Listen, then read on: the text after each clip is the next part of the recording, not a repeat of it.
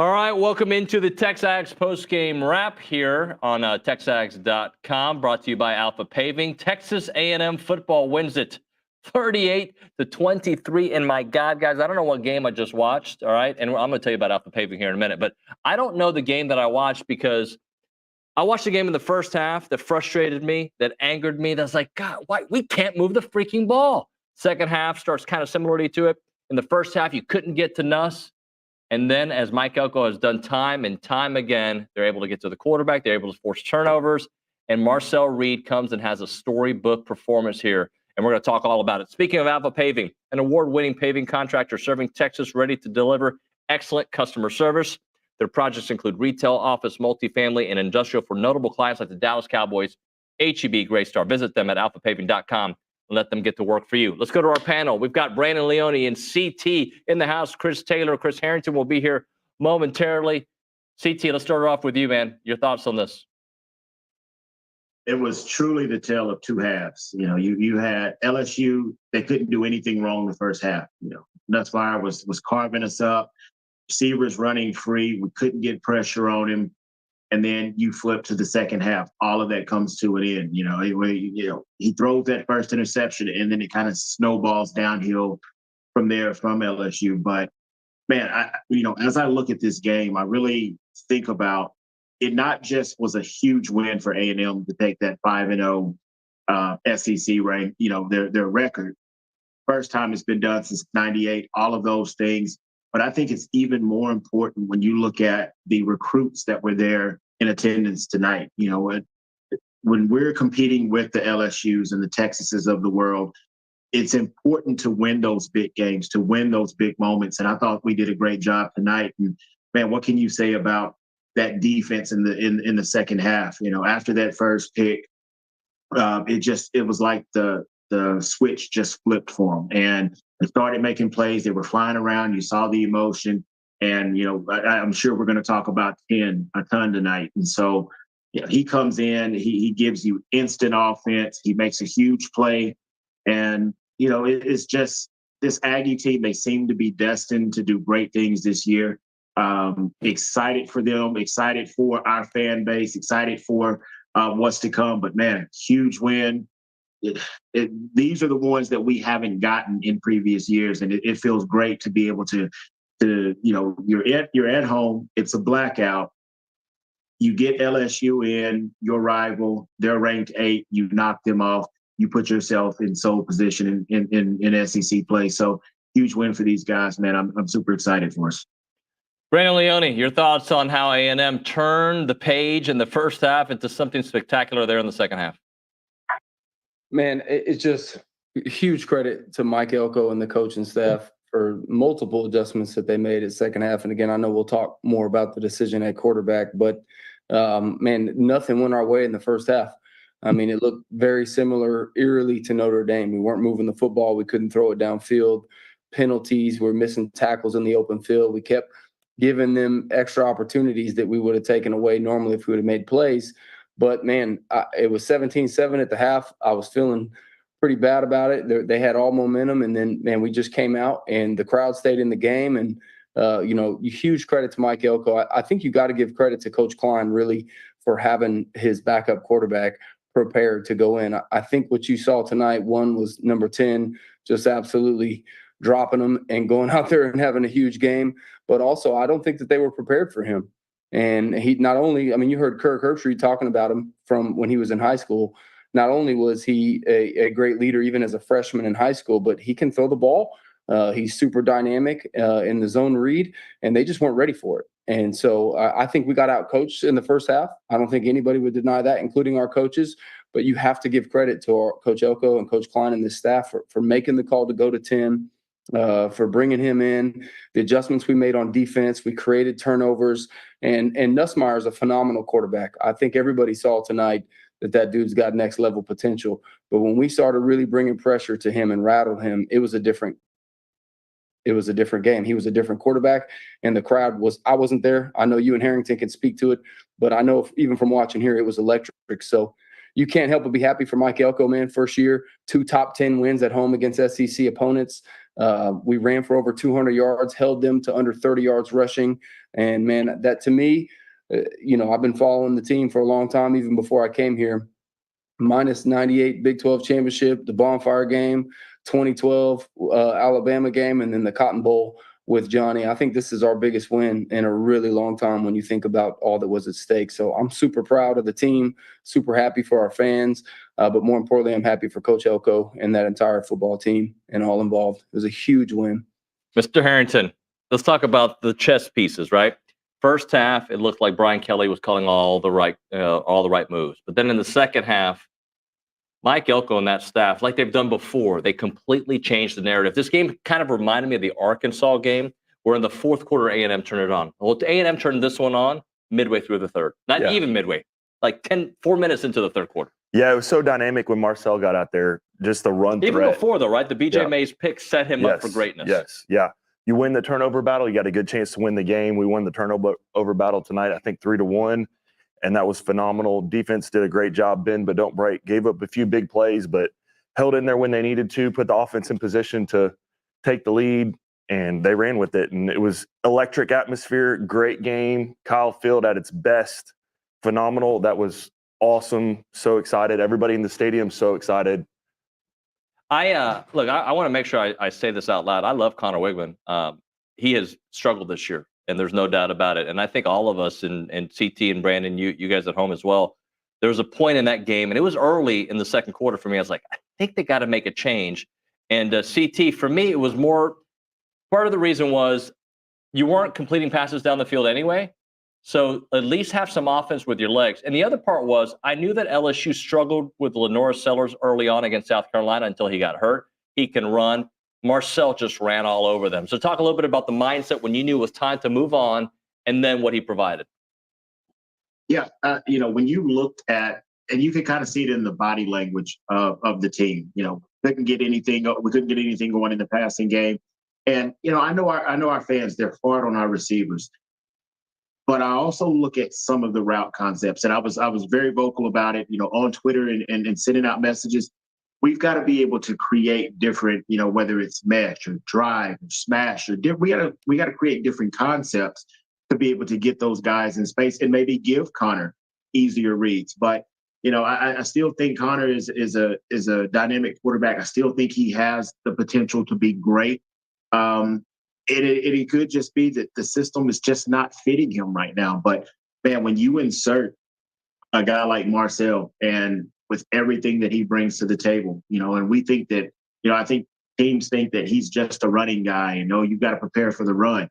He makes a huge throw to start the drive in the fourth quarter, 54 yards to Noah. And so, I love our receivers. I think that we can do better with getting them into different spaces to be able to create matchup problems, to get them into space, to be able to run. And some of that stuff is coaching. But I think Marcel, for this offense, this is what Colin wants to do. This is the type of quarterback that really makes this offense excel. It makes it go. And you saw that when Marcel came in tonight. And so, man, but we talked a couple of weeks back. We're fortunate enough to have a quarterback. We have depth at that position to be able to push guys and make them better. And so to have a backup quarterback that was ready, you tapped him on the shoulder, you said, hey, listen, it's your time. You're going against the number 8 team in the country. Go make some plays. He comes in immediately. It's instant offense. And so and I say it all the time, Elko makes the big bucks. I'm glad I don't have to make these decisions, but man, what a blessing to have a guy like Marcel to be able to insert, to go in there and help you to pull that game out and really take over that game in the second half. Brandon, Marcel has lost one game in his career, and that was the Oklahoma State game, which he didn't start, by the way. He came out on the second offensive play of the game. Other than that, and he was fabulous in that game, right? So he doesn't get the loss, in my opinion. Every game this year he's won, even the games where the offense struggled to move the ball. And, there was a couple times in the Bowling Green game and obviously the Arkansas game and didn't get started. The guy just makes winning plays. Is he the starting quarterback the rest of the way, or do they go back to, I haven't seen what Coach Elko said post-game, do they go back to Connor now? Oh, God. I'm so glad that I'm not the person that has to make that decision. I do think it would be hard not to, but I agree with what CT said. I don't think you can give up on 15 yet. I do think the matchup tonight really minimize Connor's ability. Like the added dynamic of Marcel's legs and the fact that completely changes the mindset of a defensive coordinator when you have to think about number 10.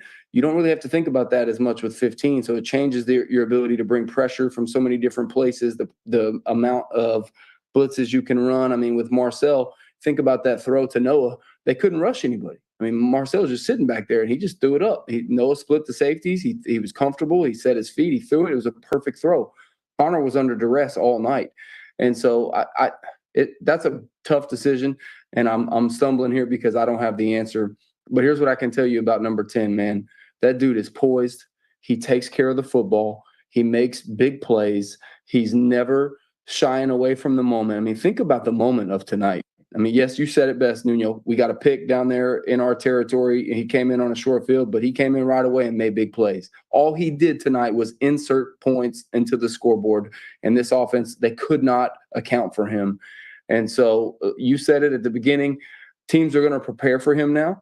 And we saw that a little bit with Arkansas. And so I'm going to echo what CT said, man. You can't give up on 15. I do think that you might need both of these guys. This is the best defense we'll see. South Carolina is a good defense. This is the best defense we'll see until we have that last game in November we're all excited about. But, man, it'd be tough to not go with 10, but you got to keep 15 ready. I was really proud of the way Connor handled his interactions with Marcel on the sideline. Obviously, you could see his frustration. For you guys that weren't watching the TV copy, you know, they zoomed in on Elko talking to him, and you could see Connor was disappointed. But, man, that was the right call. That was brass balls from Mike Elko and Colin Klein to make that call because it changed the game, and it put us in sole possession of first place in the SEC, and I'm super fired up for them. I'm glad I'm not the guy to make that decision, but I do think that we have a luxury similar to what our friends in Austin have. We have two dynamic quarterbacks that can play. Tonight was 10's night. He rose to the occasion, and this was the biggest win I've seen us have in a really long time. Chris, there's something about a guy who finds ways to win the game. You know, you look at his statistics. And I'm gonna give you Marcel Reed's statistics, but and I had the first and second half, which is ridiculously. I mean, it's just ridiculous. But he only throws for 70 yards. 54 of those on that yard that pass to Noah Thomas. He was 2 of 2, 70 yards. He threw for more than Connor did. The guy just continued, and he had 3 touchdowns, 3 rushing touchdowns. He continues to make game-winning plays, and to me, that has to factor in. It may not be the conventional offense, but it's effective. Yeah, well, it worked tonight. I mean, there were plays where I thought he was handing the ball off, and he kept it, and he put it on his shoulders and got into the end zone. Juked. And it was phenomenal. He carried the team on his shoulders. He really did, and it was phenomenal. It was great to see the defense get a sack there in the fourth quarter. You know, come up, make the stop when they need to make the stop. Couple turnovers. It was really great. Yeah, it's definitely, you know, I think it's Reed's job to lose at this point. But competition, it'll get them both better. It's up to the coaches to decide how they want to move forward. Hey, Leone, I'll go back to you. I want to read you some of these numbers. So in the first half, LSU had 283 yards of total offense, 17 points to A&M 7. They could have had, 6 more because of the 2 field goals that were missed, right? But they had 17. It was a game. A&M comes out in the second half and has 2 quick punts, right? In the second half, though, they outscore LSU 31-6. They outgained them 229 to 146. It was a completely different second half. It was scoring. I mean, they scored on every possession minus the kneels to end the game. Coaching. I mean, straight up and down. Like, what a freaking job by Coach Elko, Coach Klein, and Coach Bateman. The adjustments that they made, the freaking stones to make the change to put Marcel in the game. And then also, I think we were super effective. Elko even said it when he was interviewing with Holly Rowe. We were so much better on third down in the second half. We kept giving them conversions on 3rd and long in the first half, and we couldn't get off the field when we should have. Our tackling was better. We cleaned up our penalties minus that drive with Shamar and that one play where Shamar Turner hit Nussmeier and they call Will Lee for the face mask. Other than that, we played so much cleaner of football in the second half. And so not only did our players take coaching and did we make the right adjustments, our players rose to the occasion and executed. And so, I mean, it's been a long time. I mean, CT said it was a tale of 2 halves. The amount of sadness and negativity I was feeling going into halftime compared to how I felt after that interception. It's been a wild it's been a long time since I felt myself go down to up that fast. I mean, I'm so proud of them, and I know everybody else is too, and we should be, because this is a massive, massive win for this football team. You think about what CT said with the amount of recruits, Nuño, that we had in the stands. We're prime time. I know y'all didn't hear the TV copy. Wait till you hear Kirk and Fowler, going on and on those last 2 minutes about Elko and talking about how, man, if I'm on the schedule at A&M, I'm scared right now. And this guy's a football guy. I mean, all these things that we were excited about when he came here with Colin Klein, we stepped into it, man, and we finally, for the first time in a while, we seized the moment. And I think that right now we're in the driver's seat, man. When's the last time that we've all talked in November that we are about to be November, where we were in the driver's seat to go and win a conference championship with a pretty favorable schedule and a pretty dang big game at the end of the season? So you just can't give enough credit to this football team and those coaches for the way they flipped the script at the half to come out and execute and bring that energy back into Kyle Field. Y'all tell me, I mean, what was it like there? Because on TV, it was crazy. The cameras were literally shaking. It was insane. Well, the first 3 quarters, I'm in the press box. I don't get down until the fourth quarter. And it was shaking, but then there was a quiet point, right? The midway through the second quarter to probably until the BJ Mays pick, it was kind of silent. And then they started playing the music, and BJ Mays had his moment, and Marcel had his moment. CT, let me go to you before I go back to Chris Harrington. BJ Mays, we got to talk about that. 2 huge picks. And I felt for a while the pressure on the quarterback on Nussmeier wasn't there, and then it was there. Talk about how pressure affected him. And then he started throwing. He was not the same quarterback in the second half, even before that first interception. Yeah, I think it goes back to those guys feeding off of each other. You see, once you have a guy come in, well, we get the interception, we have instant offense, and then BJ Mays makes another play. And you could see the energy of not only the offensive side of the ball rise, you can see the defense. They're more energized. They're flying around. They're getting hats to the football. But like Leone said, you go back to the adjustments at halftime. We didn't, I think Nussmeier, they were giving us that dummy cadence, and we were tipping our hand. At halftime, you didn't see as much of that. We would line up. We would have guys stacked on one side of the line. At the snap of the football, those guys drop out. The blitz is coming from somewhere else. And so I don't think Nussmeier ever got comfortable in the second half. And it all started when Mays kind of baited him like he was going out to the flat, and he comes back in and he makes that interception on the slot receiver. So, man, that guy played a heck of a game. I was texting a buddy, and we were talking about the difference that he has made as opposed to when 8 has been in there. I feel a little bit more comfortable with him being there, him making plays. And I mean, he stepped up in a big way tonight. I think he really sparked that energy, that emotion, and started that comeback effort. And then you just saw it kind of snowball from there. And then everything Nussmeier did from that point on, he couldn't be right. And so you just saw a defense grow and gain more confidence. And then you saw the pressures, and then you saw the sacks, and then more mistakes by the quarterback. So, man, hats off to him. I think the 2 MVPs tonight, obviously you have Marcel, but I mean, even more so, you have Amari Daniels. I thought he ran hard. You had Le'Veon. He ran his butt off. But then BJ Mays, man, you got to give him a game ball on the defensive side of the ball. Chris, I want you to talk about the running game too, because in the first half, I mean, Moss got his yards, and then he had the stomach bug, which cut him out a little bit. But Amari Daniels is a guy that, like, sometimes we take for granted. He had 91 yards on 12 carries. Le'Veon had 14 carries, 83 yards, 2 touchdowns. And then, of course, Marcel comes in the game with the 62 yards and the 3 scores. Yeah, I mean, the running game was there tonight. I mean, they were opening up. They were, like, set to cover the, pass, defend the pass. And the running game, it was open, and they took advantage of it. And Amari's a quick guy. He gets into space, gets room, makes a run. So I thought they did a great job. Hats off to the LSU offensive line. I felt like they did a great job containing our defense, keeping Nussmeier clean. They were getting the ball out quick. So I was a little frustrated. I didn't see our D-line make an impact until the fourth quarter. But when it came time to make an impact, they made an impact. Well, part of that has to do with LSU having a heck of a line. 2 first-rounders probably on that offensive line. All right, let's do a quick rapid fire. I am not taking anything for granted. Yes, they're, 7-1. That sounds great. That's fantastic. They're in the driver's seat. for Atlanta to be in the SEC championship game, but still a lot of business to be done. 2 road games. You've got obviously Texas at the end of the year. Let's focus on South Carolina for a minute. Brandon, some thoughts about going on the road, a night game at South Carolina, a team with a great defense and a place that's very difficult to win. Yeah, I mean, at this point, this is going to come down to coaching, leadership, not only within the coaches, but also on the team. You know, the hype for A&M is going to be real, you know, and it should be. We should be excited about it. The players should be excited about it. But, man, they just got to be 1-0 next week. Don't worry about the Texas game. Don't worry about the playoff. These guys, and listen, this is what they signed up for.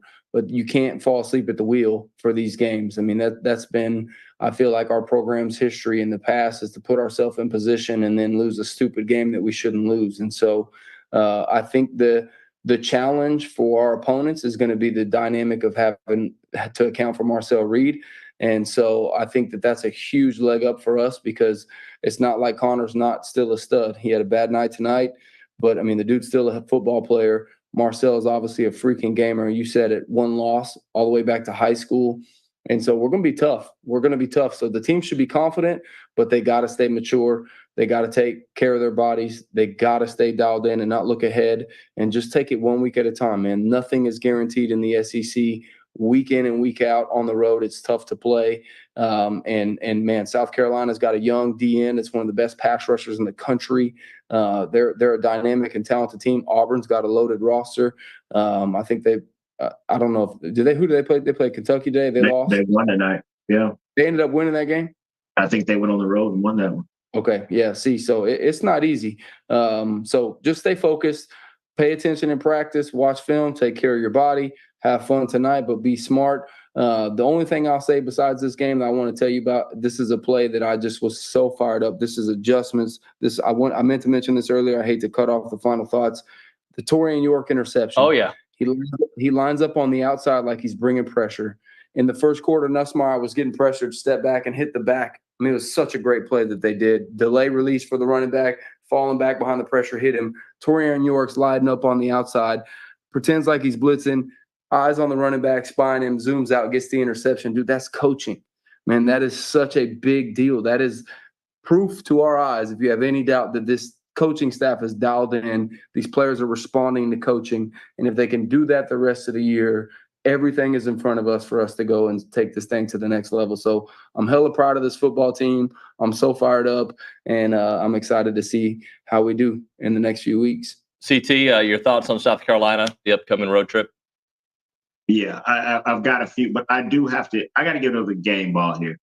Ja'Day Walker. Man, us receivers, we hate to block, but when he went in there and dug that safety out, that's a bullcrap call, man. That was terrible. Went in there, Terrible. He laid the wood like he's supposed to. The DB should have turned his head. So hats off to Ja'Day for what he did. But, speaking of South Carolina, I've got a chance to watch them over the last few weeks. And, they have the young defensive end, but they got 2 bookends that can get after it. And, South Carolina night game, I think the last time we went in there for a night game, it didn't end well for us. So, I think the word this week really has to be accountability. Where are your leaders at? Making sure you get everybody to the place that they're supposed to be, making sure that they're supposed to be, they get there on time, they're doing the right things, they're staying out of trouble, all the things that you're supposed to do as a championship caliber team. Our coaching staff is going to preach these things, but there's so much time that these guys have away from the facility and away from the stadium that you've got to have your veterans, you've got to have your leaders step up and make sure that they're preaching to these younger guys, do the right things, get to the right places. So South Carolina is going to be a challenge. Going on the road anywhere in the SEC is a challenge. But, with the way this football team is playing, the opportunity that we have in front of us to do something special, you just can't take those things for granted. Like Brandon said, 1 game at a time. You've got to go 1-0 next week. That starts with going to Columbia. Focus on Columbia, enjoy it for the next 12 hours, flush it, get in tomorrow, watch the tape, make sure we get things cleaned up. But you got to make sure you're doing the right things, taking care of your body, and getting yourself to the places that you're supposed to be. Harrington, wrap it up for us, man. Yeah, it was a great win, home win, blackout. Kyle Field was electric. Just so excited for the team, for Marcel, for the defense. Dalton Brooks, that was a guy. I Yeah. mean, I had eyes on him all night. He was all over the place, and just so excited for Torian, making a big play there at the end of the game. It was a great team win, but Elko's he's a process guy. Yeah. Focus on the process. The inputs create the output. So I'm hoping that he keeps them focused.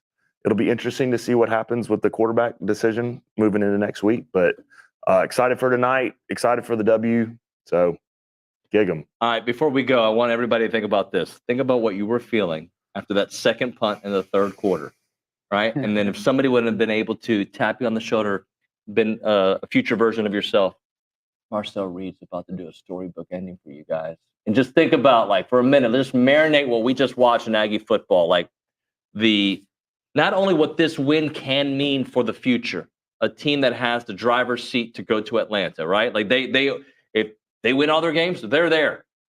In years past, you had to hope for a committee to, like, hey, can we get in the playoffs? We're better than Notre Dame. Get us in 2020, please. You now control your entire destiny. And Marcel Reed, what he did tonight and what Coach Elko and that defense did in the second half completely changed the trajectory of this season and where this program is headed. So just everybody kind of savor that moment and think about it tonight, enjoy it. And just like the players, right? Next week is all business time as we get ready for South Carolina. That's going to do it for the TexAgs post-game wrap. Thank you so much for watching. We will see you tomorrow on the Luchador and then on Monday morning on TexAgs Live. Gig 'em.